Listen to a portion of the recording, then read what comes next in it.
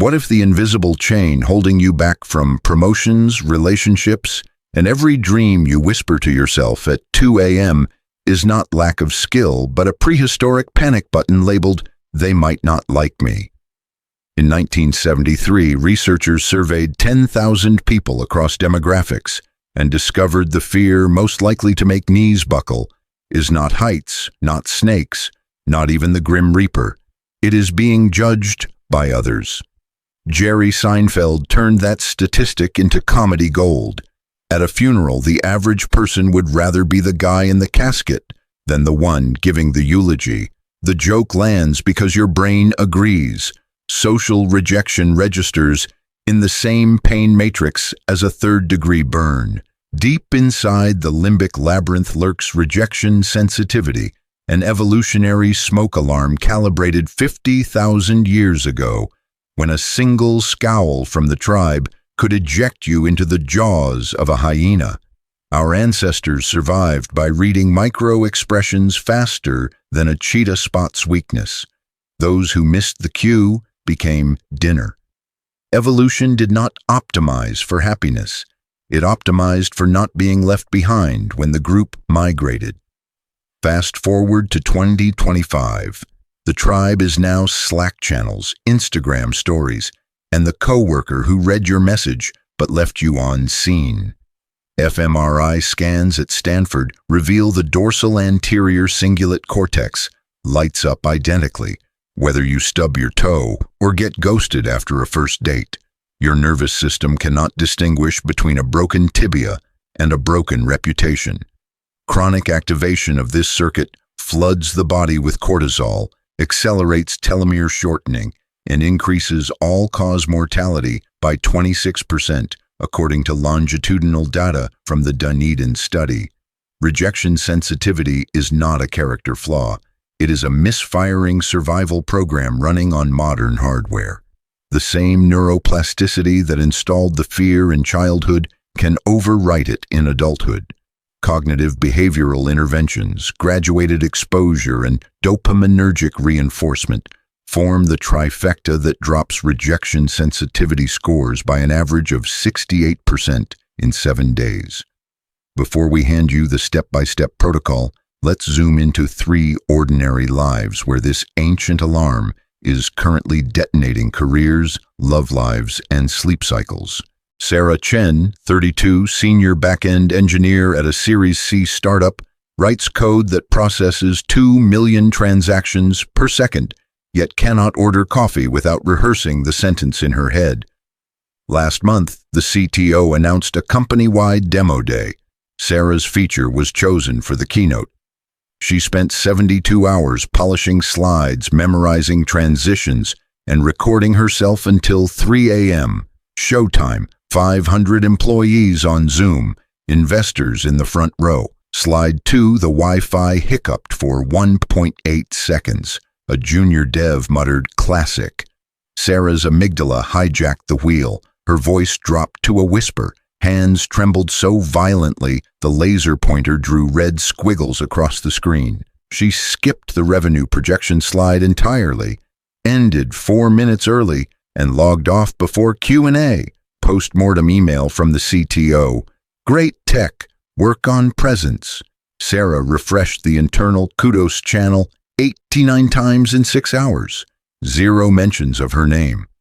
Her Fitbit logged a resting heart rate of 118 BPM from 2 p.m. until midnight.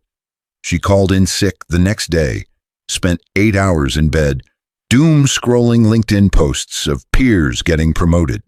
Rejection sensitivity had convinced her hippocampus that one glitch equaled permanent exile from the tribe. Across the river, Marcus Alvarez, 25, junior copywriter, has not been on a date since February 2023. One Bumble match responded to his opener about her travel photos with LOL OK. Marcus screenshotted it, analyzed every pixel for sarcasm, then deleted the app and blocked her on Instagram, just in case. At the office, he eats lunch at his desk with noise-canceling headphones to avoid the communal table. Childhood trigger, 8th grade, Classmates created a group chat titled Marcus the Mumbling Mess after he stuttered during a book report. The taunts lasted 6 weeks, the neural scar lasted a lifetime. Now every email he sends gets spell-checked by Grammarly, reread by his roommate, and still sits in drafts for 45 minutes. Lisa Park, 41, VP of Global Marketing for a Fortune 500, earns $1.2 million yet keeps a secret Google Doc titled Email Autopsies. Last quarter, she sent a company-wide memo with complimentary instead of complimentary in the headline. 14 executives replied, all with corrections. The thread went viral in the NASA General channel. Lisa printed the email, highlighted every typo in red, and taped it above her monitor as punishment. She now arrives at 4:45 a.m. to triple-proof decks, sacrificing REM sleep and racking up $11,000 in concealer to hide the eye bags. Her annual physical revealed CRP levels at 4.8 mg/L, triple the healthy threshold. The cardiologist wrote stress in bold. A 2025 meta-analysis in Psychological Review aggregated data from 3,400 high rejection sensitivity adults. They showed 45% higher daily cortisol, scanned faces for contempt in 162 milliseconds, and reported 2.3 times more rumination hours per week. On the savannah, that hypervigilance kept you alive. In open-plan offices, it keeps you in chains. These 3 lives are not outliers. They are the default operating system for anyone whose threat detector is stuck on maximum. The brain, however, remains the most programmable organ in the body. Here is the 7-day rejection reset protocol, validated in a 2025 randomized controlled trial at NYU with 312 participants, showing a 68% average drop on the rejection sensitivity questionnaire. Day 1. Externalize the alarm. Every time the thought, "they'll think I'm an idiot," surfaces, say aloud in third person, "Sarah is experiencing rejection sensitivity, not objective truth." Third-person self-talk reduces amygdala activation by 41% within 90 seconds, per EEG studies at Michigan. Day 2. Construct the 5-5-5 exposure pyramid. Write 5 micro-risks ranked 1 to 5 by anxiety spikes. Execute the level 1 risk 5 times, level 2 5 times, etc. Example ladder. Level 1, ask the barista how her shift is going. Level 3, tell a co-worker you disagree with their slide design. Level 5, present an unpolished idea in the team stand-up. Track heart rate with a smartwatch. Repeat any level until peak BPM drops 20%. Day 3. Deploy perspective swapping. Before every interaction, spend 30 seconds visualizing the other person at age 10, nervous on the first day of school. Compassionate imagery boosts oxytocin by 33% and slashes cortisol by 29%, per blood assays at UC Davis. Day 4. Hijack the reward loop. After each completed exposure, trigger a 45-second dopamine hit. Eat 70% dark chocolate, watch a 30-second comedy clip, or do a victory dance to your hype song. Pairing social risk with immediate pleasure rewires the ventral tegmental area to associate connection with reward instead of threat. Day 5. Harvest disconfirming data. Create a phone note titled "Evidence I'm Not Banished." Log every neutral or positive cue. The Uber driver who said "stay safe," the Slack reaction emoji, the stranger who held the elevator. Review the list aloud every night.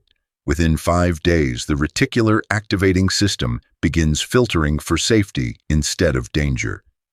Day 6. Controlled vulnerability broadcast. Post 1 raw truth to a platform of your choice. "I froze during my demo today, and the company still exists." Tag it, "Now human, not perfect." The act of voluntary disclosure downregulates the medial prefrontal cortex shame network by 52% per fMRI at Columbia. Day 7. Cement the identity upgrade. Record a 60-second mantra in your own voice. I am the person who speaks freely because no single judgment can erase my worth. Play it every morning upon waking and every night before sleep for 30 consecutive days. Identity priming rewires the default mode network faster than exposure alone, according to longitudinal studies at Princeton. Optional booster. Join a Toastmasters club or improv class. Structured environments accelerate desensitization by 71%. Track progress weekly with the 8-item Rejection sensitivity questionnaire. Scores typically plummet from clinical to subclinical range by day 10. The fear will still whisper. It simply loses the power to paralyze. Presentations become performance art. Dating apps become playgrounds. Emails become postcards instead of landmines. You have officially demoted a caveman alarm to a museum exhibit, one courageous sentence at a time. Your tribe is larger, kinder, and far more impressed by authenticity than the shadow in your head ever warned you.